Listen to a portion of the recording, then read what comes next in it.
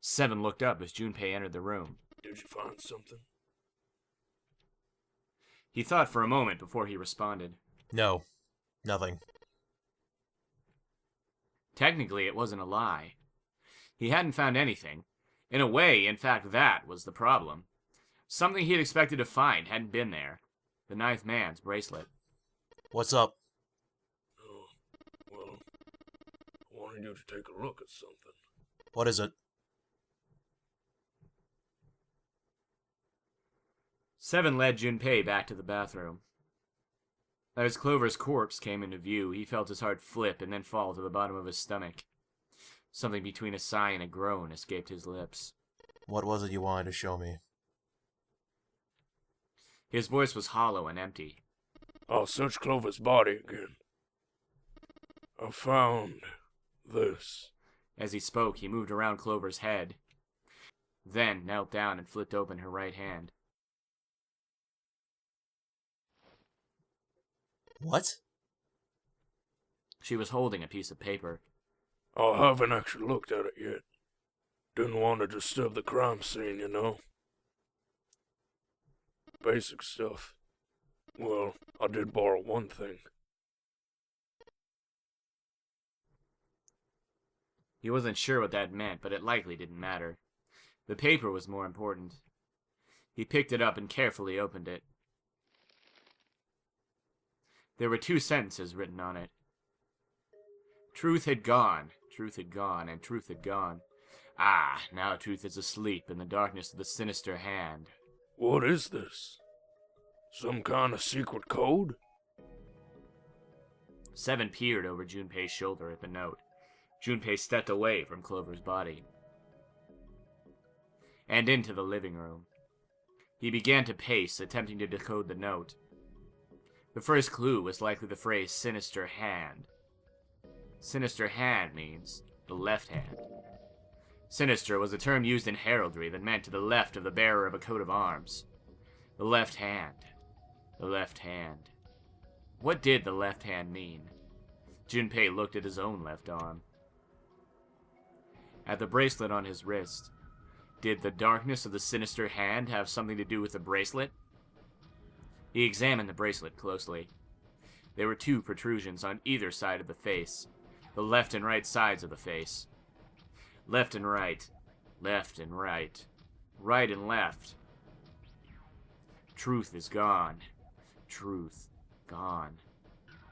It sounded funny. What did it mean?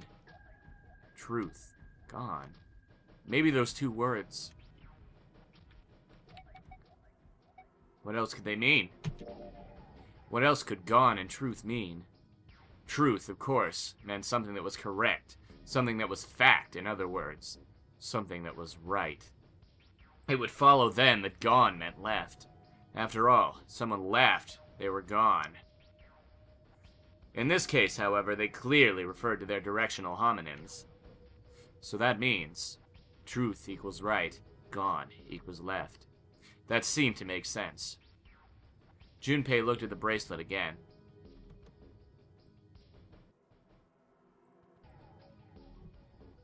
At the 2 protrusions on the left and right of the face. Junpei pressed them in the following order.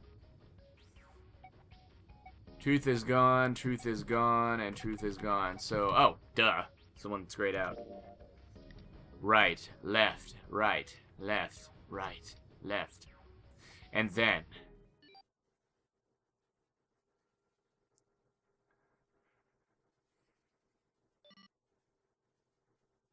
one after another, 8 numbers flashed on, then off the face of Junpei's bracelet. He checked one more time to be sure. 1, 4, 3, 8, 3, 4, 2, 1. 1, 4, 3, 8, 3, 4, 2, 1. Oh. Hey, what are those numbers? Junpei didn't answer. He couldn't answer. He had no idea what they were either. Besides, he was sure he would forget the numbers, and the order they came in, if he said anything. 143833421. Muttering the numbers to himself over and over, Junpei headed toward the bedroom. 143-83421. 143-83421. 143-83421. 143-83421. Before long, he found himself in front of the safe again. Its lock was the only device he could think of that required a sequence of numbers such as the ones he discovered. Besides, someone had opened the safe at least once already. Had Clover come to the bedroom to open it? 143-83421. Junpei slowly dialed in the numbers the bracelet had given him. 1 to the right. 4 to the left. 3 to the right. 8 to the left. 3 to the right. 4 to the left. 2 to the right. 1 to the left. Finished. Junpei heard the small, telltale sound of a lock opening. He grabbed the handle, took a deep breath, and pulled it up. Inside was a piece of paper. It was roughly the same size as the one Clover had been holding. Junpei picked it up. This is what it said. Fact 1. The nonary game was played once before, 9 years ago. Fact 2. The person with the number 2 bracelet attended the game 9 years ago. Fact 3. It was planned by the following 4 people. Cradle Pharmaceutical CEO, Gentaro Hongo. Cradle Pharmaceutical Chief of Staff, Nagisa Nijisaki. Cradle Pharmaceutical R&D Supervisor, Teruraki Kubota. Majority shareholder in Cradle Pharmaceutical, Kagechika Musashido. I must punish them for the innocent lives they sacrificed. This is the only warning they will receive. That innocent souls might be saved, I now state the truth. 0. Junpei left the closet. There were 5 people waiting for him in the bedroom. Ace, Lotus, Santa, 7, and June.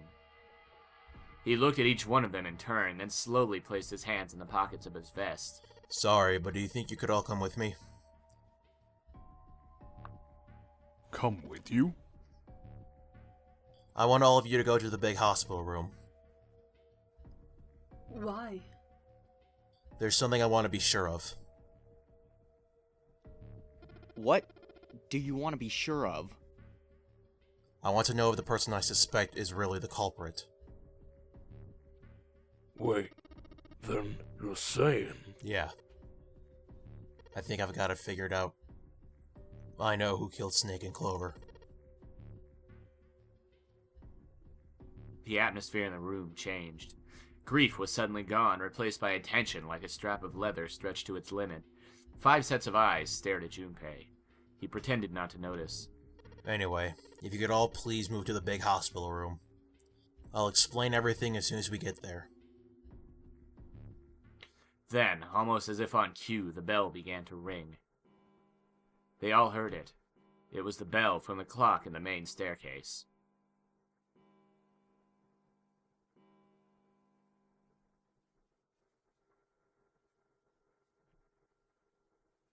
The bell rang 5 times, then ceased. It was 5 o'clock. They had only an hour left. We don't have a lot of time left. Let's go. Slowly, one by one, they followed Junpei out of the bedroom.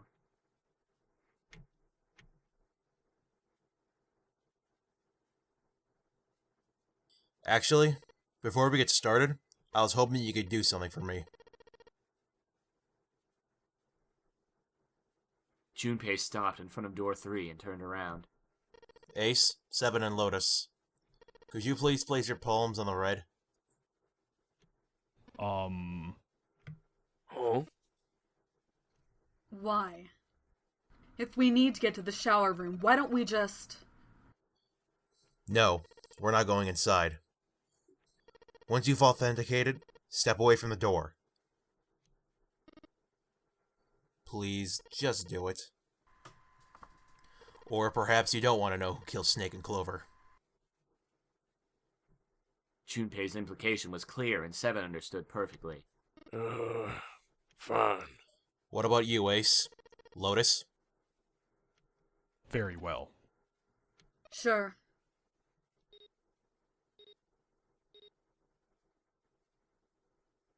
Quickly, they pressed their palms onto the red. Once they had finished, they stepped away from the door, as Junpei had instructed. 3 asterisks shone from the red's display panel. Junpei approached it, and he held his bracelet over the scanner. He made quite sure he didn't place his palm on it, and instead only brought his bracelet near it. The 4th asterisk appeared, just as Junpei had expected. It was possible to authenticate without placing one's palm on the red, so long as the bracelet was brought near it. Junpei pulled the lever down.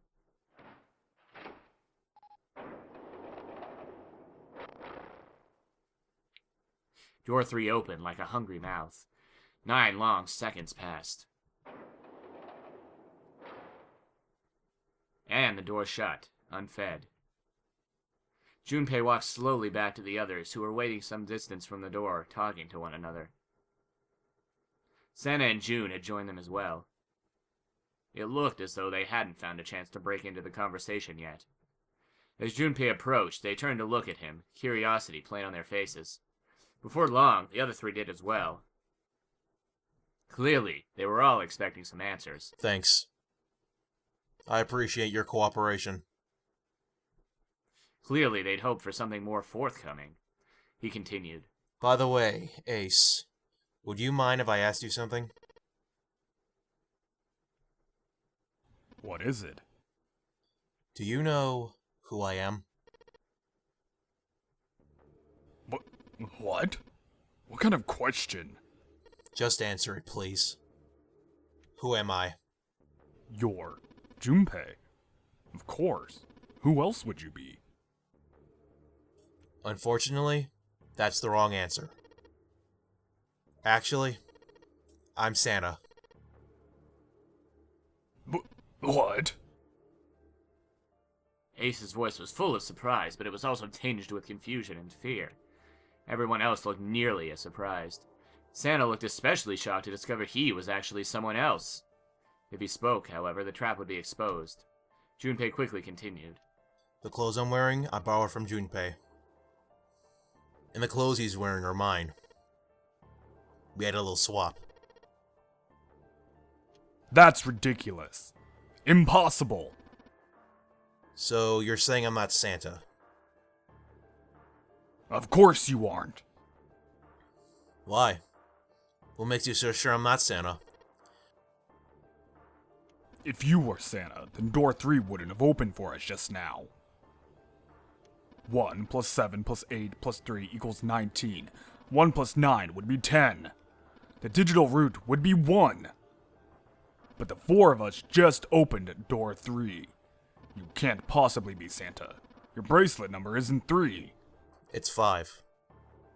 Right? Only then, when it was too late, did Ace realize his mistake. He set his jaw and glared at Junpei. You're exactly right. My bracelet number is 5. As he spoke, Junpei lifted his wrist up to show everyone the bright red 5 on his wrist. Sorry, Ace. I tricked you. Of course I'm not really Santa. I'm Junpei. Who could possibly think I was? It's obvious I'm not. To think I was, ridiculous. But I guess you couldn't see just how obvious it was. I asked you before, didn't I? What makes you so sure I'm not Santa? And you answered. If you were Santa, then door 3 wouldn't have opened for us just now. Most people wouldn't say something like that. As their justification for why I'm not Santa, I mean. The first thing that would come to anyone else's mind wouldn't be the bracelet number. There'd only be one thing they'd say. One sentence. You don't have his face. Ace, you have prosopagnosia. Am I right? Junpei's voice was quiet and calm. He knew the truth. So did Ace. He could hear a sudden buzz of conversation from the others.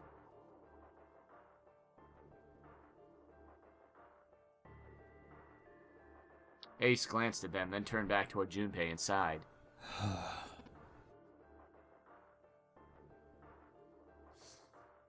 Very well. I confess. I have prosopagnosia. I cannot differentiate human faces. Is that what this was about? You want to mock me for my disorder? No, not at all. I'm not making fun of you at all. In fact, I kind of feel bad for you. No, the reason I brought this up is that there's an excellent chance the person who killed Snake has prosopagnosia. Ace's face tightened, his eyes narrowed. What do you mean? Junpei leaned casually against the iron piping of one of the beds. I'll just come right out with it. I think it was you, Ace. You killed him. Junpei was suddenly very aware of 5 pairs of eyes on him. He had their undivided attention now. The room had grown very, very quiet. Junpei took a deep breath. That's ridiculous. What possible evidence do you? I have 3 pieces of evidence. The first. Think back to a few hours ago. You made us argue over the 3 doors here in the big hospital room. There was no way all 7 people could go through them. Lotus suggested that we sacrifice one of us. Lotus looked away awkwardly. Junpei glanced at her and continued. Then you, Ace, said, I'll stay here. Why would you say something like that? It's pretty simple, really. You didn't want us to see the dead body in the shower room. You see, if Ace stayed behind, there was only 2 doors the rest of us could go through. Doors 7 and 8. There was no way we could get through door 3, the shower room. You knew that, didn't you, Ace? That's why you volunteered to stay behind. Come on now. I think that's going a bit far. I can understand if you're jealous of my bravery, but please, don't devaluate my actions. I only wanted to save the rest of you. Surely you can understand my altruism. Altruism, huh? Junpei stared off into the darkness at something very interesting and lazily began to dig a persistent bit of wax out of his ear. You already knew, didn't you? You knew that whichever doors we took, eventually we'd end up back in the big hospital room. What on earth are you saying? Of course I didn't know that. How could I have? Really? Yes. Yes. Pleading was not something they'd heard from Ace before. Junpei pulled the piece of wax from his ear, glanced at it, and flicked it off into the darkness. Oh well, that's cool. I've still got 2 more pieces of evidence that say you're the killer. The second is that, as I said earlier, you have prosopagnosia. Did you mean to imply that a person who can't distinguish human faces must be a bad person? Junpei, they call that prejudice. No, I'm not that stupid. Then why? Well, before I explain, I suppose there's something I should tell you. The corpse in the shower room? It's not Snake's. What? Ace's face went pale. The others looked confused as well. If the body wasn't Snake's... I didn't put it together right away, but there was something Clover told me. She said that Snake's left arm was prosthetic. He'd lost his real arm in an accident. But the body we saw in the shower room? Let's call him Guy X. Guy X's left arm was definitely flesh and blood. In other words, Guy X couldn't possibly have been Snake. Oh god. No. That's impossible. Ace had started muttering deliriously to himself, shaking his head back and forth. Junpei was long past caring. Let's say, hypothetically, that the killer didn't have prosopagnosia.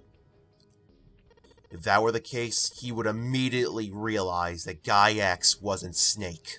Even if the clothes were the same as Snake's, their faces would be completely different. It would have been obvious they were different people. And yet, they still killed him.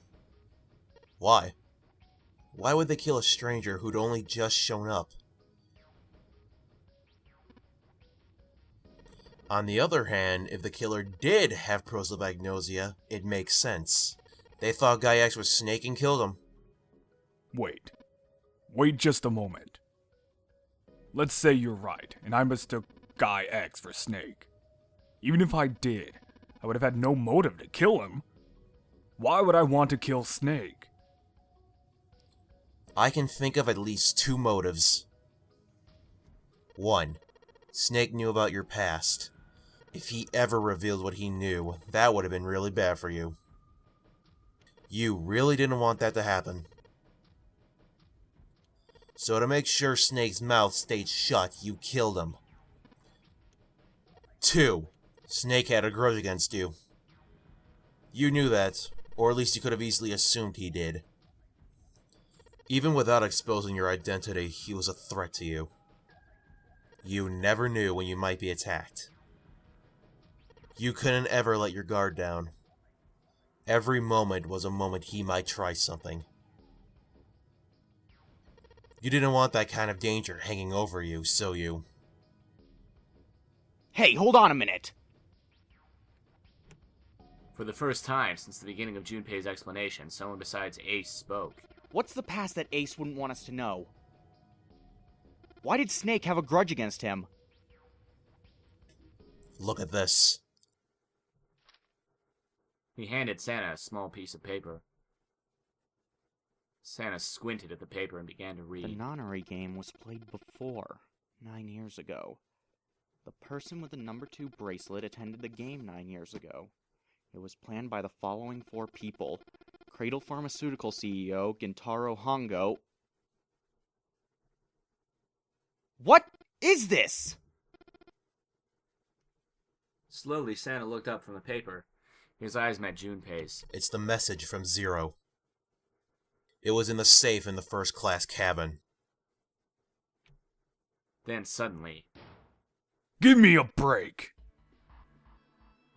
Ace's face was red and shaking, and his voice was full of fury tinged with desperation. That paper is a lie! Someone is trying to frame me! Me. You said me, right? Junpei's eyes narrowed, and the trap began to close. Ace inhaled sharply.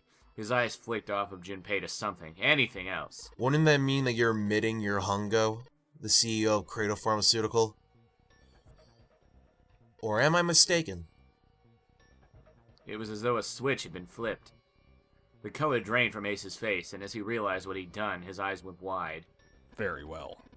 I admit that much. I am certainly the CEO of Cradle Pharmaceutical Gintaro Hongo. So what if I am? I don't know anything about this nonary game that supposedly took place 90 years ago. Everything on that scrap of paper is bullshit. Someone is trying to set me up, you see. First of all, Ace stammered as he tried desperately to work himself to a more tenable position. Junpei, you're claiming I did all this by myself. Think that over, alright? How could I have killed Snake all by myself? Not Snake. It was Guy X. I don't care who it was. You said the killer put this other man in the door 3, right? Yeah, maybe. Then I couldn't have possibly done that alone. I couldn't have opened door 3 with only myself and Guy X. Nope. You could have.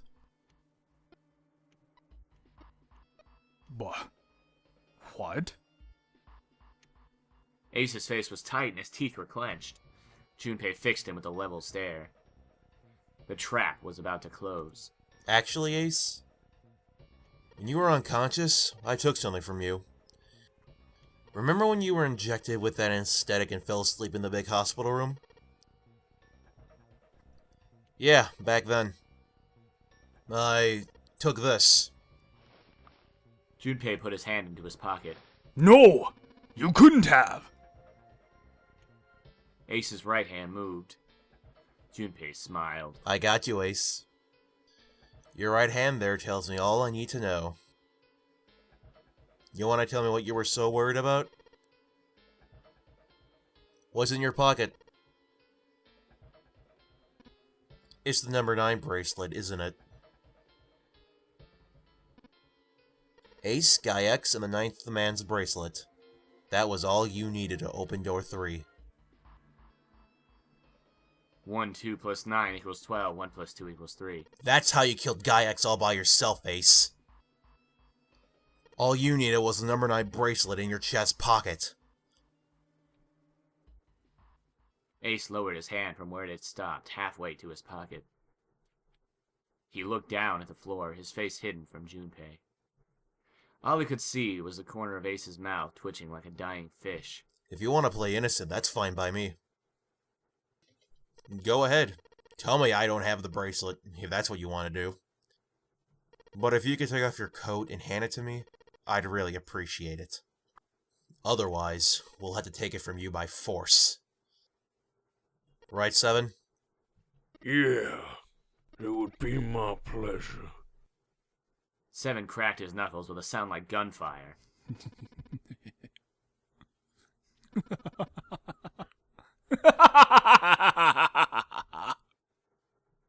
Ace roared with laughter. He threw his arms wide and his head back and laughed, filling the room with a sound that scarcely belonged there. Then it stopped. His arms came down and his head dropped to look straight ahead at Junpei. His face was flat and cold, devoid of any emotion. Well done, Junpei. As you so correctly deduced, I have the number 9 bracelet. I retrieved it while we were searching for the missing hardware for the red. I left the room I was supposed to search and headed to the first-class cabin on B deck. His voice showed no emotion, no sense of remorse or interest. It was almost bored, as though he were reciprocating an especially dull corporate letter. My purpose was to obtain the number 9 bracelet. 9 is a potent ally in the notary game. Adding 9 to any set of numbers won't alter the digital root. 1 plus 9 equals 10. 1 plus 0 equals 1. 2 plus 9 equals 11. 1 plus 1 equals 2. 3 plus 9 equals 12. 1 plus 2 equals 3. As you can see, 9 is a very useful number here. With it, one can go anywhere with anyone. So I made for the first-class cabin to obtain it.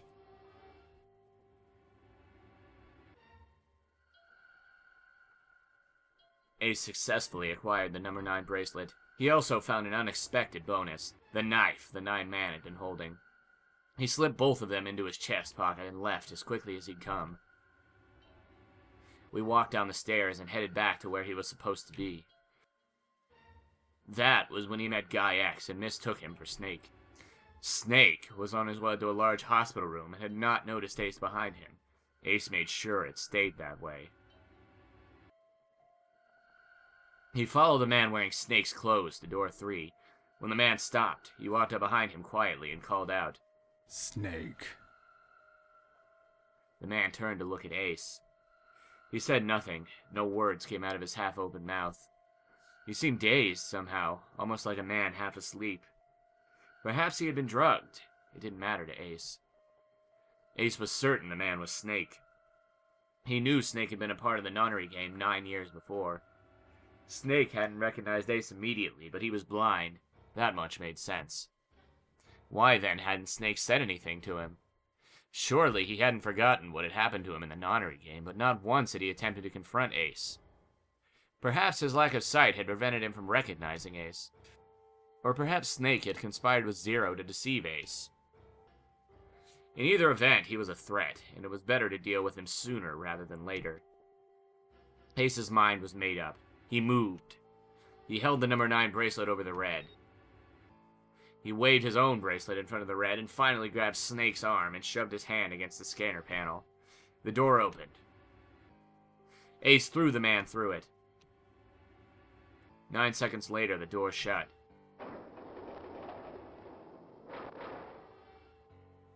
"81 seconds passed. The man inside the door passed away. After that, I returned to my post as though nothing had happened. After conducting my own search, I returned to the large hospital room when the 1 a.m. bell rang. Ace's eyes were cold and his cheeks were hollow and pallid.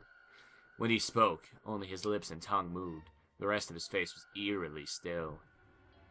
Junpei glared at Ace. He took a deep breath and thought about the next question he had to ask. He didn't want to. He knew what the answer would be.